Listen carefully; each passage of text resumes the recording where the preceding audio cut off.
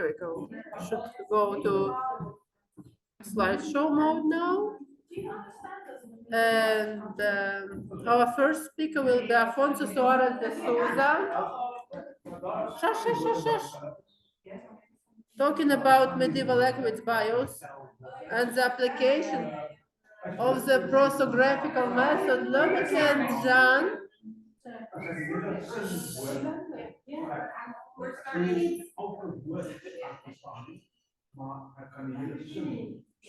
Sorry, I'm sorry I interrupted your second conversation, but the slides are up. Also, the floor is yours. It's working. Okay. So I'd like to start by thanking the organizing committee for giving me this opportunity to be here to present this paper entitled Medieval Equids Bios and the Application of the Prosopographical Method. Okay, so the need to understand equines by themselves as historical agents and not just as human instruments is becoming increasingly evident in the field of animal history. It is undeniable that these domesticated animals are the product of thousands of years of a domestication process that has progressively shaped these four-legged beings. But the bipeds that have domesticated them have also evolved as a result of the dependence that has united these human and non-human animals for long centuries. This dependency grew above all because for centuries, equines were the main economic propulsion engine, essential for the most varied sectors until the widespread diffusion of internal and external combustion engines. Thus, it is only natural that there are numerous historiographical contributions that look at equines as weapon used by humans to make war, as an engine for agricultural production, and transporting vehicle cargo, or simply as a faster way of transporting people and information, roles that they actually performed. But we can also study these domesticated animals as human partners with their own individuality, characteristics, and life story. Essentially, looking at them not just as a tool without will or the ability to make decisions, but also as protagonists of their story. In this paper, we present a selection of biographies of equines who lived in the beginning of the 16th century in the context of the Portuguese kingdom and empire, with the aim of demonstrating the potential of applying the prosopographical methodology to the study of these animals. Their proper names are an excellent starting point, as we'll see. In essence, they are a human construction, but they also are a sign of their own individuality. They allow us, according to the cases, to understand the type of animal, the coat of color, geographical provenance, their breeder or former owner, or certain physical characteristics. This, combined with other factors, such as their diet, specific functions they performed, or the different locations where they passed through, allow us to reconstruct their past as human partners in a reasonable, detailed way. Our main source. In the Torre do Tombo National Archive, we find 26 barley books. Each of these records contains a monthly expense of the barley, or less commonly other cereals, spent by the royal household and its various branches. They relate to the King of Manuel I of Portugal between 1495 and 1521, and comprising a specific chronology between May 1509 and August 1521. Although there are some more books within the same chronology that ended up being lost in other collections of the same archive. In addition to this, we have also located two other books concerning the reign of his successor, João III, that his reign was between 1521 and 1557. They have a standardized internal structure, although they vary in terms of total amount of barley, of course, both spent and stored, the equines presented in the stables, and the officials and servants, palatine or otherwise, who are recorded in them, as they also spent cereal on the equines they kept to serve the royal household. It is precisely within these accounting registers that we find the lists that serve as a basis for this text. Okay. One for saddle horses and another one for pack animals. In this, they are identified by their proper names and their daily cereal consumption. In addition, inside all those books, there are countless notes that reveal the entries and the exits of these animals, the increase or decrease of their food, the times they grazed, the functions they fulfilled, among many other aspects. But what can we reconstitute about the lives of these animals?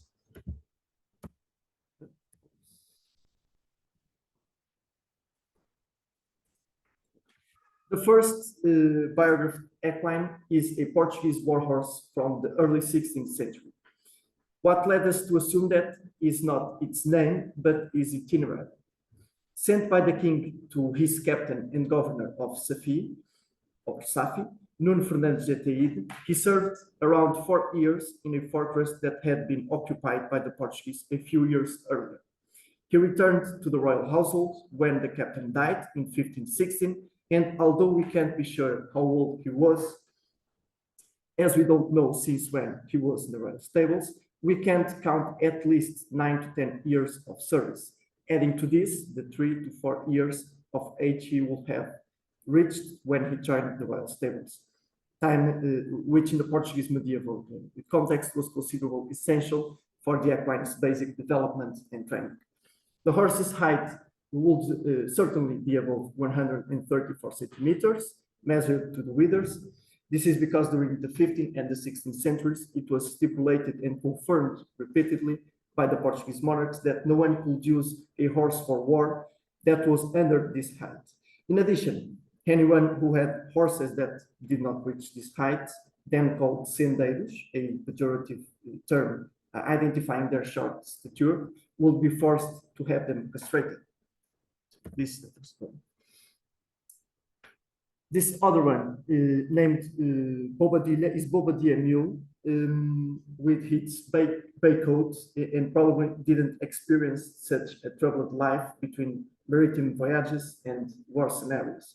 It began serving among the other pack animals somewhere between May and October 1510.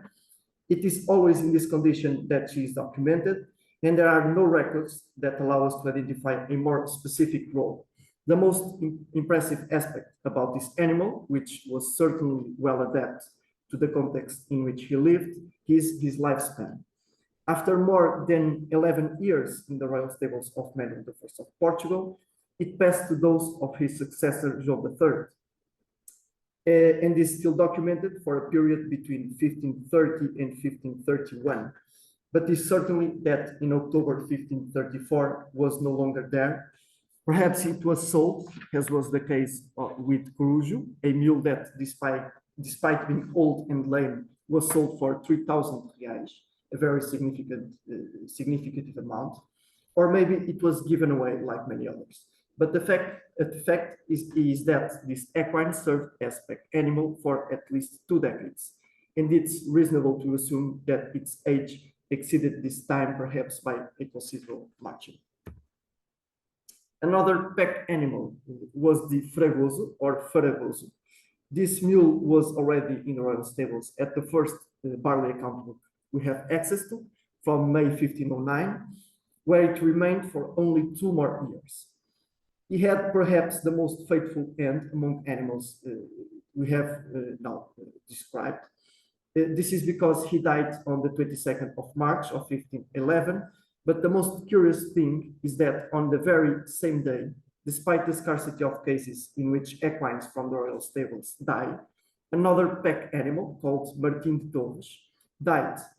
This leads us to believe that, given the very intriguing coincidence of the day, their deaths are related.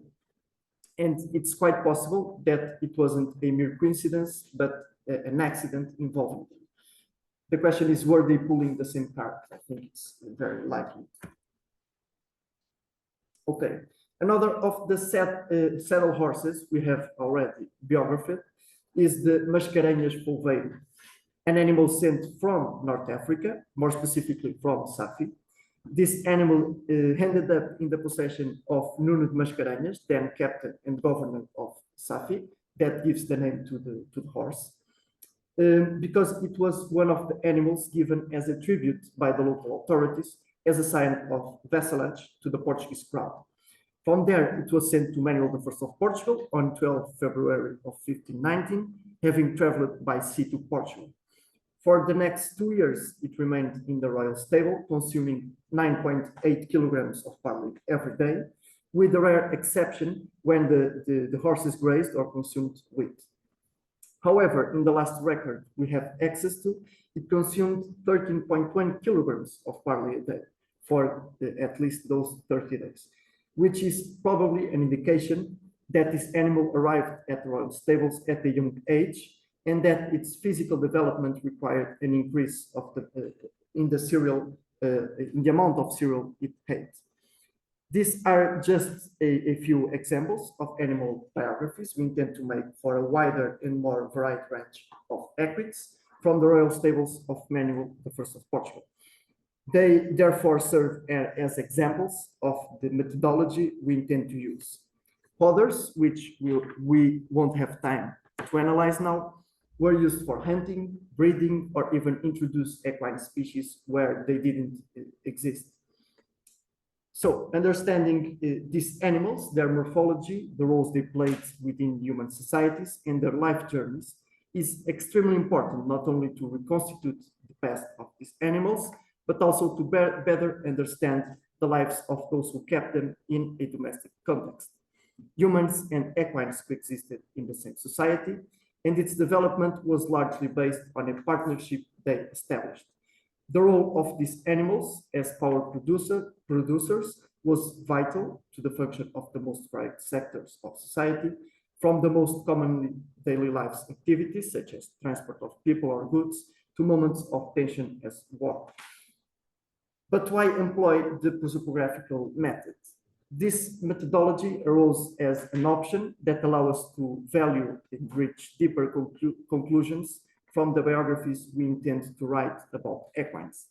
It gives us the chance to understand, according to a specific group, the equines of Manuel I of Portugal, the patterns that connected these animals or the exceptions that set them apart from the norm.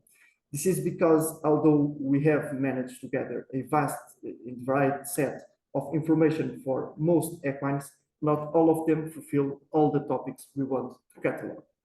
Thus, since the gaps of some are covered by the information of others, the answers will result precisely from an overall reading that allows us to characterize the equine population that occupied the Portuguese royal stables and ultimately the equines that inhabited the Kingdom of Portugal. And thank you very much.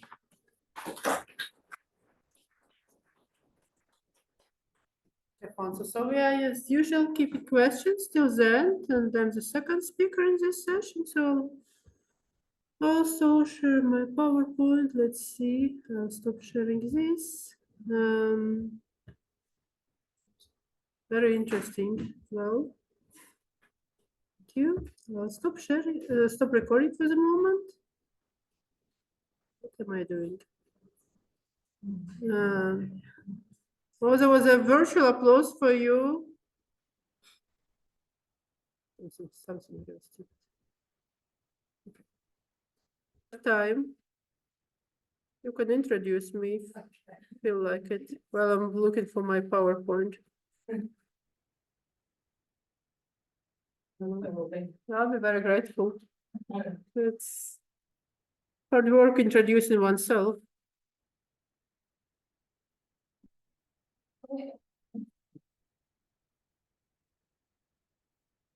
I was going to start with a bit of humour and say Anastasia needs no introduction, but obviously she does, and I'm very happy to introduce her as the second speaker in this session.